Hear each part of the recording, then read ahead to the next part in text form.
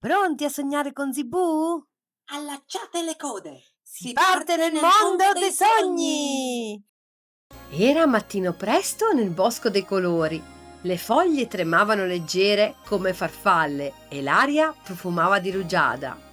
Zibù, il piccolo camaleonte verde, si stiracchiò sul ramo, cambiando sfumatura dal verde smeraldo al verde chiaro del sole. Oggi voglio scoprire qualcosa di nuovo!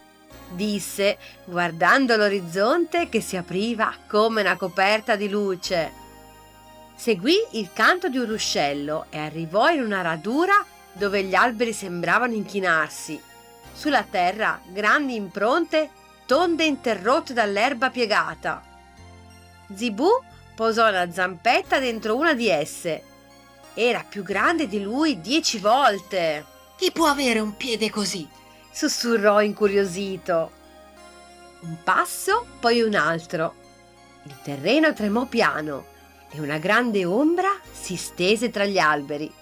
Zibù alzò gli occhi e vide Golia, un gigante alto come una collina, con i capelli color sabbia e occhi azzurri come il cielo d'estate.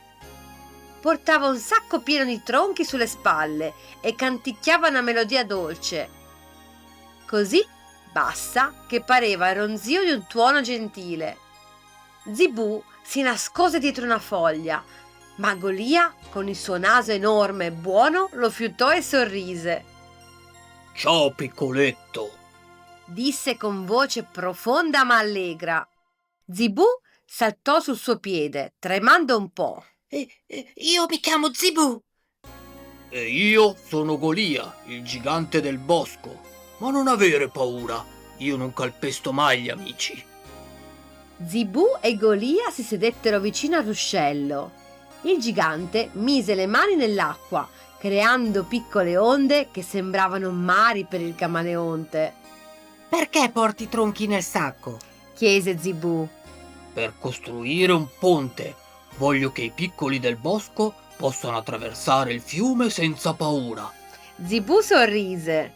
Sei un gigante gentile! Golia annui piano. A volte però gli animali scappano. Pensano che io sia un mostro solo perché sono grande. Zibù abbassò la coda. Anche a me capita che mi scambino per una foglia e non mi vedono mai davvero. Si guardarono negli occhi e risero insieme. Era l'inizio di una nuova amicizia. Nei giorni seguenti Golia e Zibù lavorarono insieme. Il gigante sollevava tronchi enormi e Zibù intrecciava liane per legarli come nastri verdi. Ogni sera si sedevano sul tronco più alto e guardavano il tramonto. Ma un giorno il vento del nord arrivò minaccioso. Portava con sé voci di paura. Attenti al gigante, distruggerà il bosco! Gli scoiattoli fuggirono, gli uccellini si nascosero nei nidi. Solo Zibù rimase accanto a lui. Non li ascoltare, Golia. Io so che sei buono. Il gigante abbassò la testa, triste, come una montagna sotto la pioggia. Vorrei solo che mi vedessero per quello che sono. Quella notte il cielo diventò viola e nero. Fulmini spaccarono gli alberi e il fiume iniziò a straripare. Il ponte appena costruito tremava. Golia corse sotto la pioggia, con passi pesanti ma decisi. Devo salvarlo! Gridò.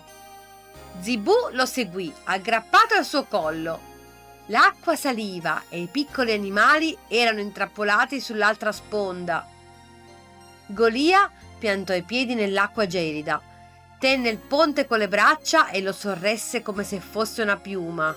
Forza, attraversate! Gridò. Zibù saltava da una spalla all'altra, indicando la via ai conigli, alle talpe, alle rane spaventate.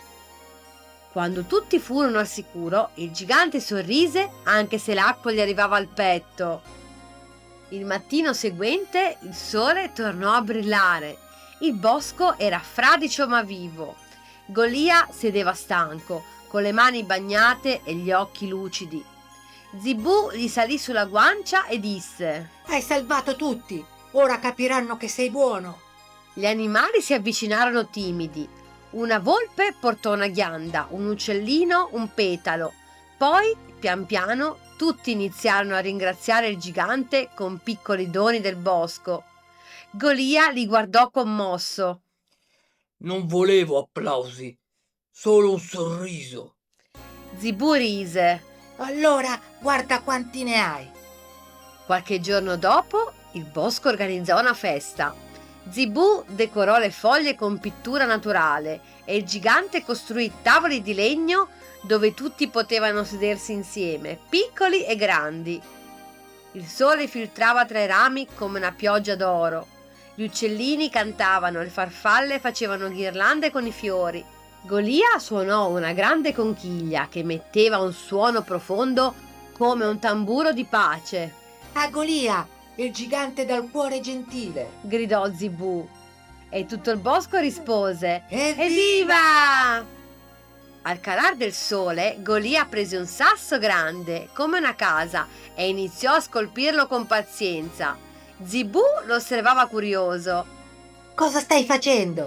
Chiese, Un segno per ricordare questo giorno. disse Golia. Quando finì, sulla pietra apparve un'enorme scultura di 2 mani intrecciate, una piccola e una grande. La tua e la mia, Zibù.